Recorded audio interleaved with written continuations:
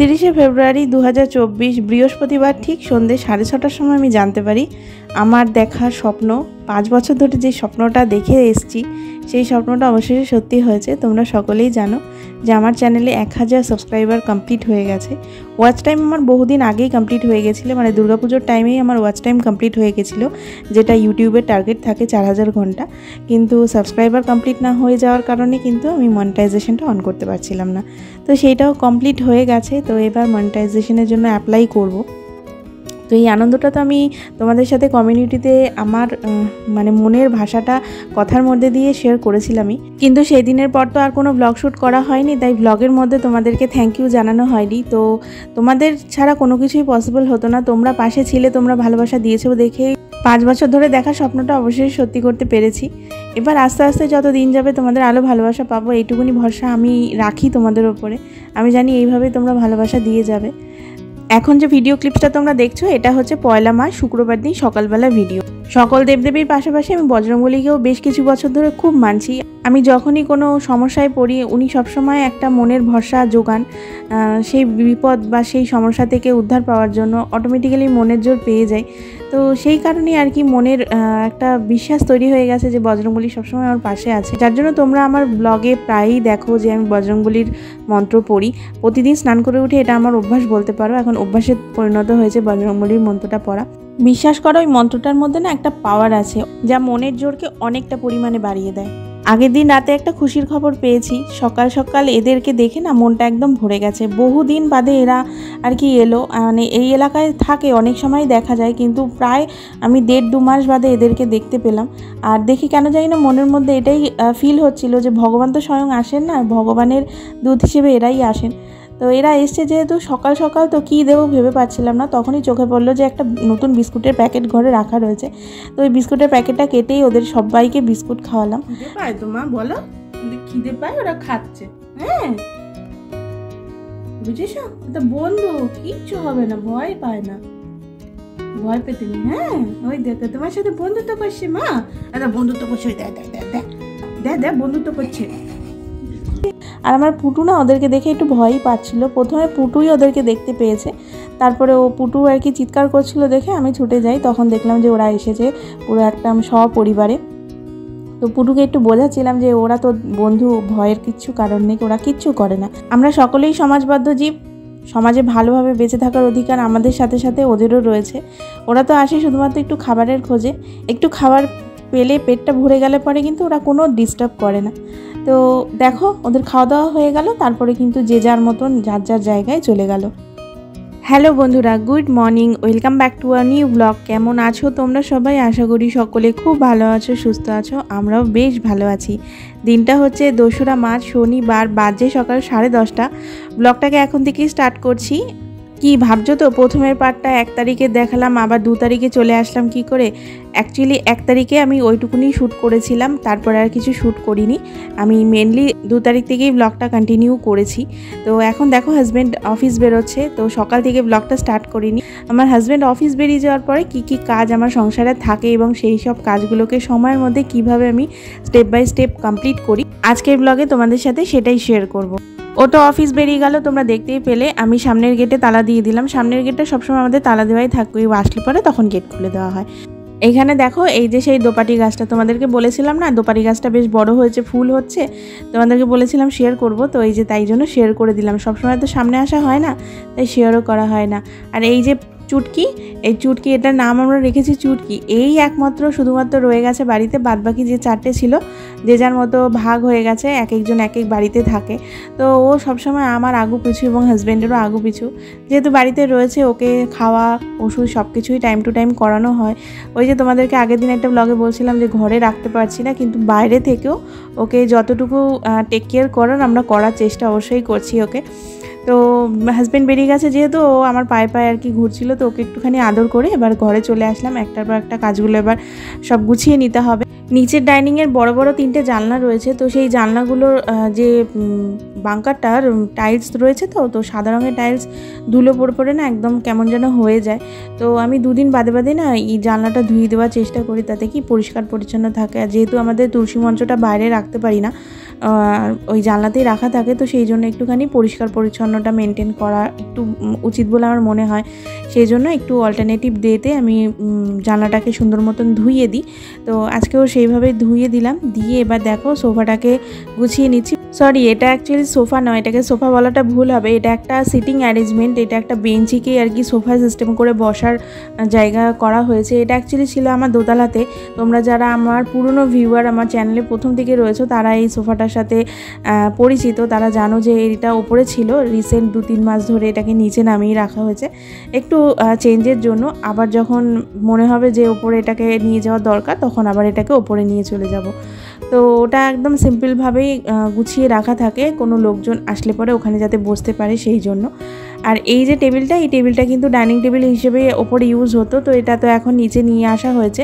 আর এর নিচে থাকে পুটু পটকার খাঁচাটা, আর তার উপরে ওদের খাবারগুলো রাখা থাকে। সাথে এতদিন তো শীত ছিল, তো আমাদের হিটারটাও এখানেই রাখা ছিল।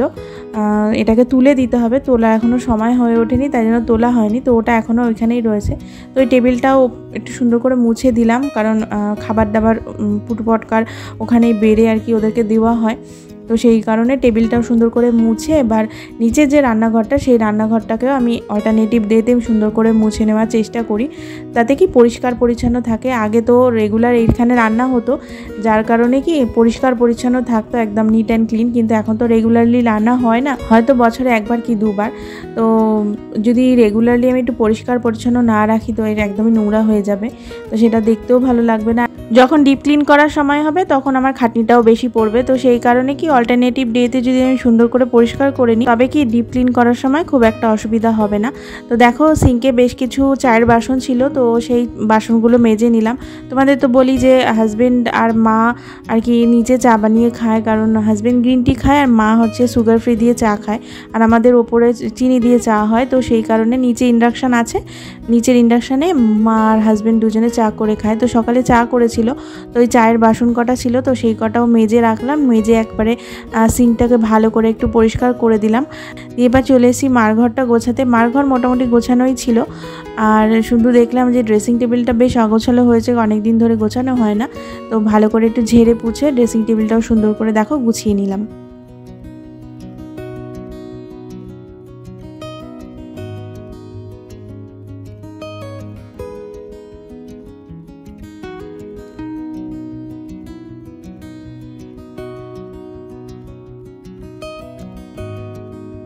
আগের দিনের ব্লগে তোমাদের সাথে শেয়ার করেছিলাম যে আমি শীত বস্ত্রগুলো সব ওয়াশিং মেশিনের ভিতরে ঢুকিয়ে রেখেছি, তো সেগুলো কেচে দেব। তো ওয়েদার ভালো আছে, সকাল সকাল আমার রান্নাবান্নার কাজও মিটে গেছে, এবার শুধু ঘরের কাজগুলো বাকি রয়েছে। তো ভাবলাম যে আজকেই আর কি ওয়াশিং মেশিনে সোয়েটারগুলো কাচতে দিয়ে দিই। মেশিনের মতো কাচবে, যখন হয়ে যাবে মেলে দেবো, সুন্দরভাবে শুকিয়ে যাবে। তো সেই মতনই সমস্ত ওয়াশিং মেশিন থেকে বার করে আবার সব খুলে খুলে ওয়াশিং মেশিনের ভিতরে ঢুকিয়ে সার্ফ দিয়ে দেখো লোড করে দিলাম মেশিনটাকে। এবার ওর মতন ক্লিন হতে থাকবে, আমি ঘরের বাকি কাজকর্মগুলো ঝটপট করে সেরে নেব। আর দেখো আমি একটুখানি না সার্ফের সাথে সাথে জামা কাপড়ের ওপরে একটুখানি কমফোর্টও ছড়িয়ে দিলাম। এগুলো তো একদম উঠে যাবে, আবার নেক্সট ইয়ারে শীতের সময় নামানো হবে, তো একটা বাজে গন্ধ যাতে না বেরোয়, একটা সুন্দর গন্ধ যাতে জামা কাপড়ের মধ্যে থাকে সেই জন্য একটু কমফোর্ট আর কি ওপর দিয়ে ছড়িয়ে দিলাম। তো যাই হোক, দেখো এবার আমি যে ডাইনিংয়ে আমাদের যে বেসিনটা রয়েছে, এখানে তো এখন ঠাকুরের বাসনই মাজা হয়। তো রেগুলারলি ঠাকুরের বাসন যেহেতু মাজা হয়, তো সিঙ্কটাকেও ভালো করে একটু পরিষ্কার করতেই হয় রেগুলারলি। তো আমি একটা স্কচ ব্রাইট দিয়ে ভালো করে সার্ফ দিয়ে সিঙ্কটাকে পরিষ্কার করে নিলাম। আর ওপরে যে র্যাকটা দেখছো এইখানে অ্যাকচুয়ালি হচ্ছে আয়না রাখার জায়গা ছিল, কিন্তু এই যে টাইলসের সেটআপটা, এই সেটআপটা আমরা রিসেন্টলি করেছি। আমাদের দোতলার যখন ঘর হচ্ছিল তখন টাইলসের মিস্ত্রিকে দিয়ে আর কি এই জায়গাটা করানো হয়েছিল, কারণ জলের দাগ ছিটে ছিটে না দেয়ালটা বাজে হয়ে যাচ্ছিলো, তো ওই জন্য টাইলসের কাজ করানো হয়েছিল। তো সেই টাইলসের কাজ করানোর সময় না ওই আয়নার যে হুকগুলো আর কি লাগানো হয়েছে, তো ওই আয়নার হুকগুলো আর কি আয়নাতে সেট হচ্ছে না, তাই জন্য আয়নাটা খুলে বোনের ঘরে রাখা হয়েছে, তোমাদের তো দেখিয়েছি। আর ওই হুকগুলোর জায়গায় আমি টাইলসের টুকরো দড়ি দিয়ে আটকে দিয়েছি, দেখো হ্যাং করে দিয়েছি আর কি, দেখে বুঝতেই পারছো কিভাবে দিয়েছি। তো ওর মধ্যে ব্রাশ, হ্যান্ড ওয়াশ, টুকিটাকি যা নিত্যদিনে লাগে সেগুলো আর কি রেখেছি। তো আমার বেসিনটা সুন্দর মতো পরিষ্কার করা হয়ে গেছে। তারপরে দেখো ওপরে এসে সকালে ব্রেকফাস্টটা সেরে নেবো। রুটি গাজর আলু ভাজা করেছি, তো এটা দিয়ে এখন সকালে ব্রেকফাস্টটা সেরে এবার ওপরে কাজকর্মে লাগবো। নিজের কাজ তো মোটামুটি সব কমপ্লিটই হয়ে গেছে। হাজব্যান্ড তো ঘর মুছে দিয়েই গেছে, আর ঘর গোছানোর যা যা কাজ ছিল সেগুলো তো করলামই, সাথে এক্সট্রা কিছু কাজও করে আসলাম, তাদের সাথে তো শেয়ার করলামই। এবার ব্রেকফাস্ট করে দেখো এবার ঘরের কাজে লেগে পড়েছি। আর রান্নাবান্না তো কমপ্লিট আমার হাজব্যান্ড যাওয়ার আগেই হয়ে গেছিলো। তো বাসনও মেজে নিয়েছিলাম আজকে ঝটপট করে, জানি যে ভিডিও শ্যুট করবো আর নিচে গিয়ে বেশ কিছু কাজও আছে তোমাদের সাথে শেয়ারও করতে হবে। তো সেই কারণে আজকে না বাসনটাও মেজে ফেলেছিলাম রান্না করতে করতে, শুধু কিচেনটা ক্লিন করা হয়নি।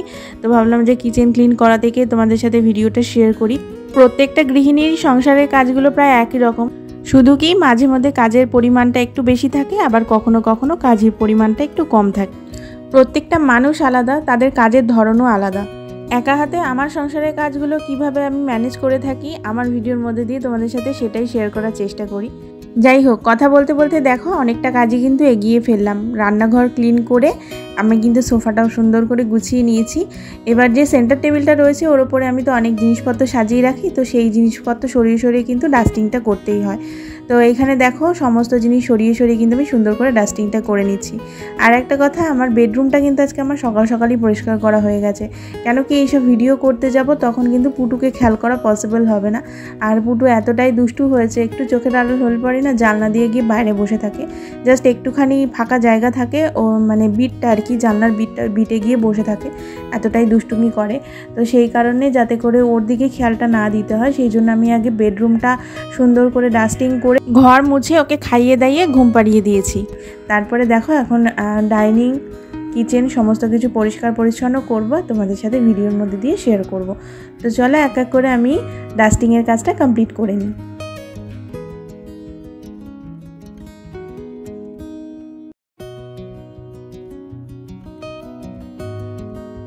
ফার্নিচার দিয়ে ঘর বাড়ি সাজাতে আমরা কে না পছন্দ করি বলো, বিশেষ করে তো আমরা গৃহিণীরা। কিন্তু জিনিসপত্র থাকলেই হয় না, জিনিসপত্রকে প্রপার যত্নও করতে হয়। সংসারের প্রত্যেকটা দায় দায়িত্ব সামলে চেষ্টা করি এই সব জিনিসপত্রগুলোকেও প্রপার যত্ন করে মেনটেন করে রাখার, যাতে দীর্ঘদিন এই সব জিনিসপত্রগুলো আমার সঙ্গ দেয়। তবে জানো তো এই আমার আলমারি আর এই শোকেসটা বেশি পুরনো না, 5 বছর হয়েছে এই আলমারি আর শোকেসটার বয়স। কিন্তু যখন দোতলাতে শিফটিং করলাম না, তো এই শিফটিংয়ের চক্করে না গুঁতো ক্ষেত অনেক জায়গায় স্ক্র্যাচ হয়ে গেছে। তো ইচ্ছা আছে খুব তাড়াতাড়ি এই দুটোকে আর কি, আলমারি আর শোকেসটাকে একটুখানি রং করতে দেবো, নয়তো দেখতে খুব বাজে লাগে, খুব বাজে বাজে জায়গায় আর কি স্ক্র্যাচ খেয়ে আর কি রং উঠে গেছে। তো ইচ্ছা আছে খুব তাড়াতাড়ি সুন্দর করে রং করতে দেওয়ার। আর এবার যদি রং করতে দিই রঙের কালারটা একটু চেঞ্জ করে দিই, অন্যরকম কিছু রং করার ইচ্ছা আছে। আমাদের বিয়ের সময় প্রিন্টেড আলমারি আর কি তখনও আর কি মার্কেটে আসেনি, আমাদের বিয়ের পরে প্রিন্টেড আলমারি মার্কেটে এসেছে। এখন যেরকম প্রিন্টেড আলমারিগুলো আর কি পাওয়া যায়, আলমারি শোকেস, এখন ওগুলো দেখে বেশ ভালো লাগে। যত দিন যাবে জিনিসপত্র আপডেটেড হবে।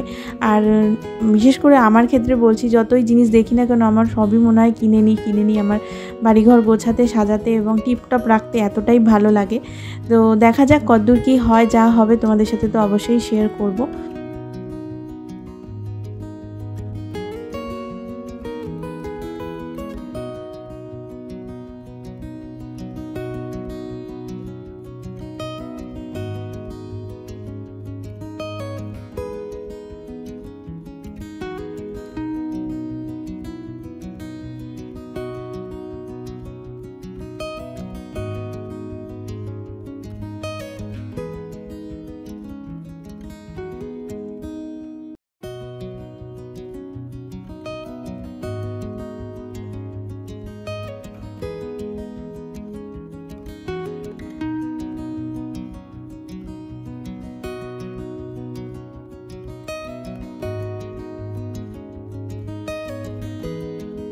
ডাস্টিং করে সারা ঘরে ধুলো তো ঝেড়েছি, তো পাপোশগুলো কেন বাদ যায়, তো সব পাপোশ তুলে নিয়ে এসেছি সামনের ছাদে।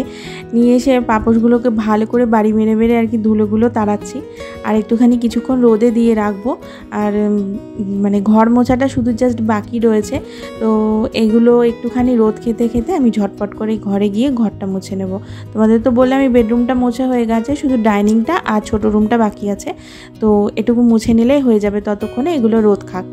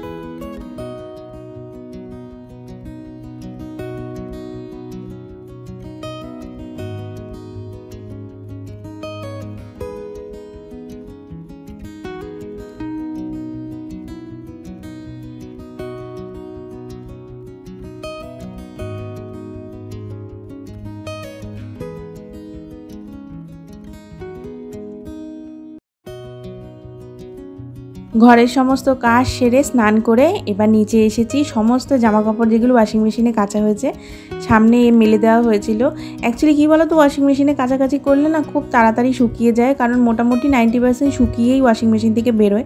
তো পাশাপাশি দিয়ে দিলে সুন্দর মতো শুকিয়ে যায়। আর বাইরে যা রোদের তেজ, তাতে করে খুব ভালোভাবে সব জামাকাপড় শুকিয়ে গেছে। তো এখন সেই জামাকাপড়গুলোই আর কি তুলে নিয়ে যাচ্ছি। আর সাথে সাথে আজকের এই ব্লগটাকেও এখানে এন্ড করছি বন্ধুরা। কেমন লাগলো তোমাদের আজকের এই ব্লগটা অবশ্যই এটা কমেন্ট করে জানিও। একটা লাইক করে যেতে ভুলো না। তোমাদের একটা লাইক এবং কমেন্ট আমাকে নেক্সট ভিডিও বানাতে অনেক বেশি মোটিভেট করে। তোমরা যেভাবে ভালোবাসা দিয়েছো, তোমাদেরকে ধন্যবাদ দিয়ে ছোট করব না। তোমাদেরকে জানাই আমার তরফ থেকে অনেক অনেক আন্তরিক ভালোবাসা। এইভাবেই আমার পাশে থেকো, আমাকে ভালোবেসে যেও। আমি যেন আগামীতে আরও অনেক দূর এগিয়ে যেতে পারি, এই আশীর্বাদটুকুই করো। তোমাদের সাথে দেখা হচ্ছে নতুন আরও একটি ইন্টারেস্টিং ব্লগে। ততক্ষণের জন্য তোমরা সকলে খুব ভালো থেকো, সুস্থ থেকো আর সাবধানে থেকো। টাটা।